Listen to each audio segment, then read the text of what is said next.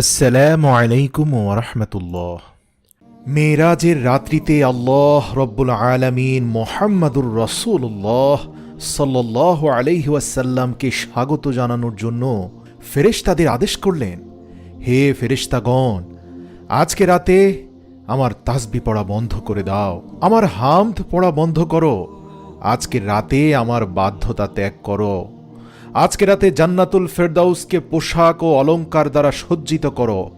হে জিব্রাইল, আমার এই বার্তাটি মিকাইলকে শুনিয়ে দাও, সে যেন রিজিকের চাবিকে নিজের হাত থেকে নামিয়ে দেয়। ইসরাফিলকে বলে দাও, সে কিছু সময়ের জন্য তার কাজকে বিরত রাখে। আজরাইলকে বলে দাও, সে যেন কিছু সময়ের জন্য রূহকে কবজ করা থেকে হাত উঠিয়ে নেয়। জান্নাতের ফেরেশতা রেজওয়ানকে বলে দাও, জান্নাতকে সুসজ্জিত করতে। মালিককে বলে দাও, সে যেন দোজখের দরজায় তালা লাগিয়ে দেয়। উন্মুক্ত রূহ যেগুলো বিচরণ করছে তাদেরকে বলে দাও, রাস্তা থেকে যেন সরে দাঁড়ায়, আর তারা যেন সকলে জান্নাতের মহলের ছাদের উপর দাঁড়িয়ে থাকে। জান্নাতের ছাদের উপর এমনভাবে খাড়া হয়ে যাও যাতে করে এটি বোঝা যায় যে তোমরা রব্বে কারীমের হাবিবের জন্য অপেক্ষা করছো। সুবহানাল্লাহ। মাশরিক থেকে মাগরিব পর্যন্ত যতগুলো কবর আছে তাদের কবর থেকে সাময়িক সময়ের জন্য আযাব তুলে নাও। আজকের রাত শবে মেরাজ আমার মাহবুব হযরত মুহাম্মদ মুস্তাফা সাল্লাল্লাহু আলাইহি ওয়াসাল্লামকে স্বাগত জানানোর জন্য তৈরি হয়ে যাও। আল্লাহু আকবার। রব্বে ইলাহির হুকুমে চোখের পলকে সব কিছু পরিবর্তন হয়ে যায়। রব্বুল আলামিনের হুকুম হলো, হে জিব্রাইল, নিজের সাথে করে ৭০,০০০ ফেরেশতা নিয়ে যাও। আল্লাহ পাকের হুকুম শোনামাত্র জিব্রাইল আলাইহিসসালাম জান্নাতে চলে গেলেন এবং একটি বাহনের ব্যবস্থা করলেন, যেটি আজ পর্যন্ত না কোনো শাহেনশার ভাগ্যে জুটেছে, আর না তো কেউ কোনোদিন চিন্তা করেছে বা কোনো মানবচক্ষু কোনোদিন দেখেছে। কেউ এই বাহনের সম্পর্কে চিন্তাও করতে পারেনি। আর সেই বাহনের নাম ছিল বোরাক। তাফসিরে রুহুলে বর্ণনা রয়েছে, নবী করিম সাল্লাল্লাহু আলাইহি ওয়াসাল্লাম এর আগে বোরাক সম্পর্কে কোনো ধারণা ছিল না, এমনকি তিনি আরোহণও করেননি। মাহে রজবের ২৭ রাত, আকাশ সম্পূর্ণ পরিষ্কার, বাতাসে এক অদ্ভুত পরিবেশ, চারপাশে সুঘ্রাণ। রাত্রি ধীরে ধীরে নিজের ইচ্ছামতো তার গন্তব্যস্থলে অতিক্রম করে চলছে। নক্ষত্ররা নিজের ইচ্ছামতো খুশিতে ঝলমল করছে। সম্পূর্ণ পৃথিবী নিস্তব্ধ, চুপচাপ হয়ে গিয়েছিল। এমন সময় একটি আসমানি দুনিয়ার দরজা খুলে গেল, আর ঠিক সেই সময় হযরত জিব্রাইল আলাইহিসসালাম তার বিশাল নুরানি ফেরেশতা বাহিনী নিয়ে বোরাক সমেত রাসূল সাল্লাল্লাহু আলাইহি ওয়াসাল্লামের সামনে উপস্থিত হলেন। জিব্রাইল উপস্থিত হয়ে কোনো কথা না বলে সোজা দাঁড়িয়ে থাকলেন, কারণ হাবিব আল্লাহ চোখ বন্ধ করে হৃদয়কে প্রশান্তি দিয়ে আরাম করছিলেন।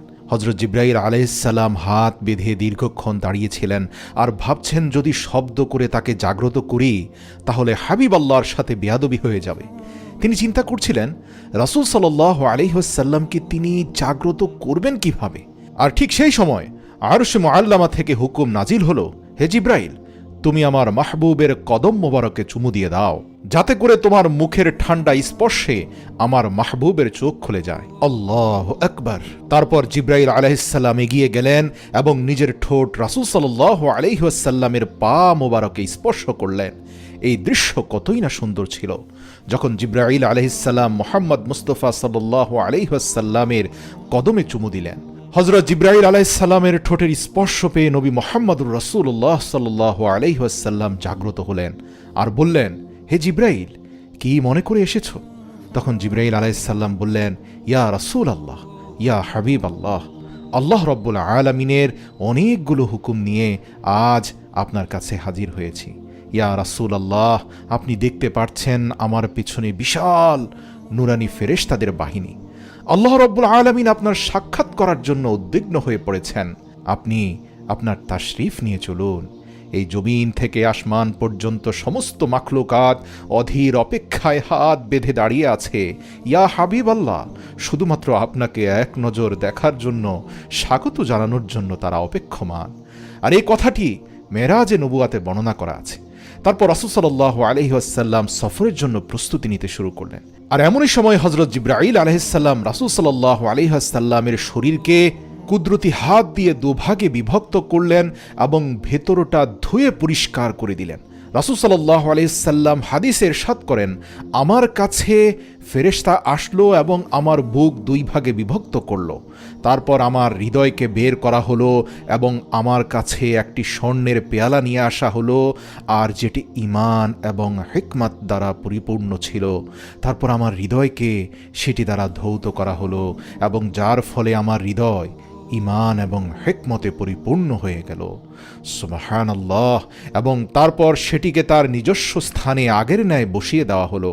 এটি বুখারী শরীফে এসেছে, কিন্তু মুসলিম শরীফে বলা হয়েছে হযরত জিবরাইল আলাইহিস সালাম আমার সিনাকে চিরে দুই ভাগ করলেন, তারপর আমার হৃদয়কে বের করে সেটিকে জমজমের পানি দ্বারা ধৌত করলেন, পরবর্তীতে সেটিকে আবার তার নিজস্ব স্থানে রেখে বন্ধ করে দিলেন। ফাতাহুল বারিতে উল্লেখ আছে, হযরত ইব্রাহিম আলাইহিস সালাম বলেন, এই হৃদয় সমস্ত রকম জিনিস থেকে পবিত্র। যার দুটো চোখ আছে তারা এটা দেখে থাকে, যার দুটো কান আছে তারা এটা শুনে থাকে।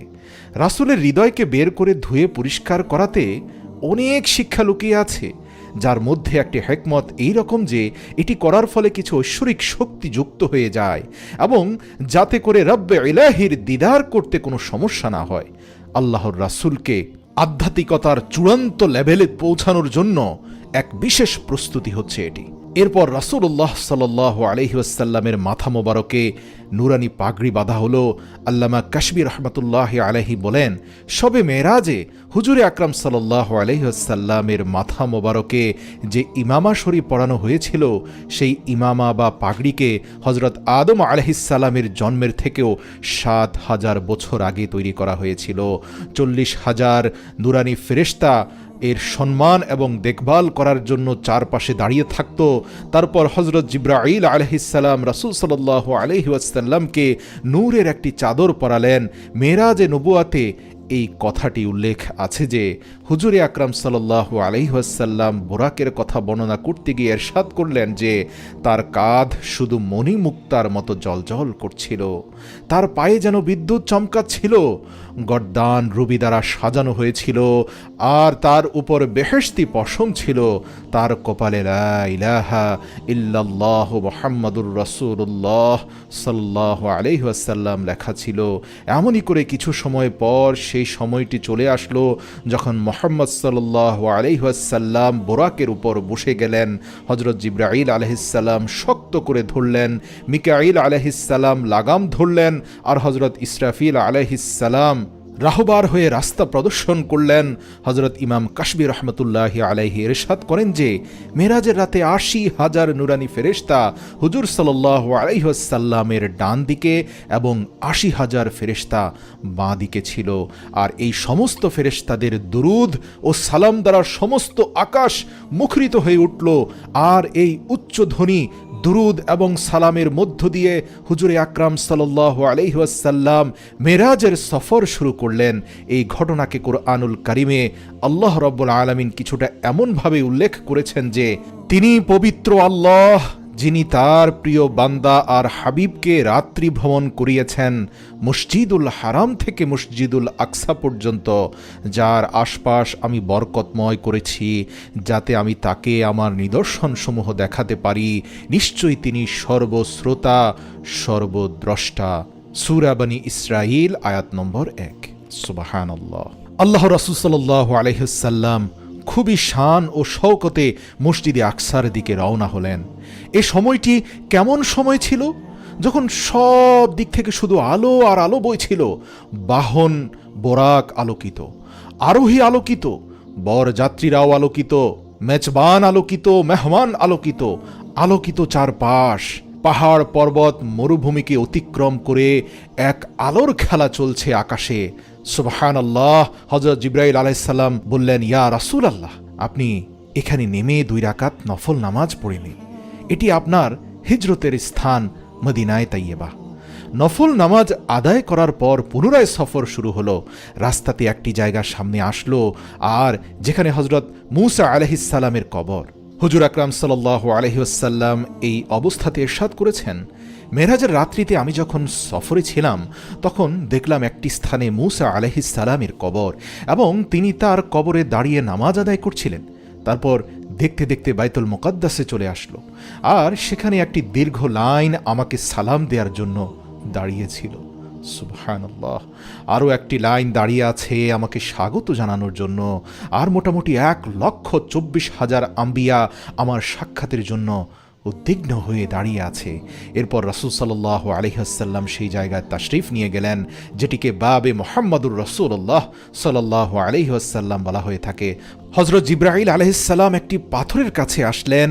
এরপর হযরত জিবরাইল আলাইহিস সালাম সেই পাথরের উপরে আঙ্গুল দিয়ে একটি ছিদ্র করে দিলেন, আর সেই বোরাককে সেখানেই বেঁধে রাখলেন। আর এটি তাফসির ইবনে কাসিরে উল্লেখ করা হয়েছে। এরপর রাসূল সাল্লাল্লাহু আলাইহি ওয়াসাল্লাম মসজিদুল আকসাতে প্রবেশ করলেন, আর সেই পুরো স্থান জুড়ে শুধুমাত্র আলো চমকাচ্ছিল। সকল নবী রাসূলরা রাসূল সাল্লাল্লাহু আলাইহি ওয়াসাল্লামকে সম্মানসূচক সালাম দিতে থাকলেন, আর হযরত জিবরাইল আলাইহিস সালাম আজান দিচ্ছিলেন। সমস্ত আম্বিয়া রাসূলগণ তার শানে দাঁড়িয়েছিলেন। যখন কাতার ঠিক হয়ে গেল, তখন রাসূল সাল্লাল্লাহু আলাইহি ওয়াসাল্লাম এগিয়ে গিয়ে ইমামতি শুরু করলেন, আর সমস্ত আম্বিয়ায়ে কেরাম রাসূল সাল্লাল্লাহু আলাইহি ওয়াসাল্লামের পেছনে 2 রাকাত নামাজ আদায় করলেন। আর এই নামাজ আদায় করার পর মুহাম্মাদুর রাসূলুল্লাহ সাল্লাল্লাহু আলাইহি ওয়াসাল্লাম আনুষ্ঠানিকভাবে ইমামুল মুরসালিন ওয়ান নবিয়্যিন এই উপাধি পেয়ে গেলেন। এ সময় মালাইকা এবং আম্বিয়াগণ সকলে দাঁড়িয়েছিলেন, কেননা বাইতুল মুকাদ্দাসে এমন দৃশ্য তারা আর কখনো দেখেনি। আর সেখান থেকে উঠতে শুরু করল মহত্ব আর উচ্চতার পতাকা। তারপর আরও একবার দুরুদ সালামে প্রতিধ্বনি হয়ে আকাশ কেঁপে উঠল, নূরে নূরান্বিত চারপাশ। ঠিক এই সময় রাসূল সাল্লাল্লাহু আলাইহি ওয়াসাল্লাম নিজের ভাষায় বলেন, আমি যে বাহনে ছিলাম তার নাম বোরাক। এই বোরাকের গতি সম্পর্কে শুধু এতটুকুই বলবো, চোখের পলকের শেষ বিন্দুতে এই বোরাকের প্রথম পা ছিল। আল্লাহু আকবার। তারপর সঙ্গে সঙ্গে প্রথম আসমান চলে আসলো। হযরত জিবরাইল আলাইহিস সালাম দরজা খটখট করলেন। প্রথম দরজার দারোয়ান জিজ্ঞেস করলেন, কে? ওপার থেকে জিবরাইল জবাব দিলেন, আমি জিবরাইল। তখন দারোয়ান জিজ্ঞেস করলেন, কিন্তু তোমার সঙ্গে কে? হযরত জিবরাইল আলাইহিস সালাম বললেন, মুহাম্মদ মুস্তাফা সাল্লাল্লাহু আলাইহি ওয়াসাল্লাম। তখন দারোয়ান বললেন, মারহাবা। এরপর দরজা খোলা হলো এবং আসমান হুজুর সাল্লাল্লাহু আলাইহি ওয়াসাল্লামকে স্বাগত জানালো। দ্বিতীয় আসমানে হযরত ঈসা আলাইহিস সালাম এবং হযরত ইয়াহইয়া আলাইহিস সালামের সাথে হুজুর সাল্লাল্লাহু আলাইহি ওয়াসাল্লামের সাক্ষাৎ হলো। তৃতীয় আসমানে হযরত ইউসুফ আলাইহিস সালাম স্বাগত জানালেন। চতুর্থ আসমানে হযরত ইদ্রিস আলাইহিস সালাম, পঞ্চম আসমানে হযরত হারুন আলাইহিস সালাম, ষষ্ঠ আসমানে হযরত মূসা আলাইহিস সালাম এবং সপ্তম আসমানে আল্লাহর বন্ধু এবং মুসলিম জাতির পিতা ইব্রাহিম খলিলুল্লাহ এর সাথে দেখা হলো এবং তিনি মুহাম্মদ সাল্লাল্লাহু আলাইহি ওয়াসাল্লামকে স্বাগত জানালেন। সুবহানাল্লাহ, আল্লাহু আকবার।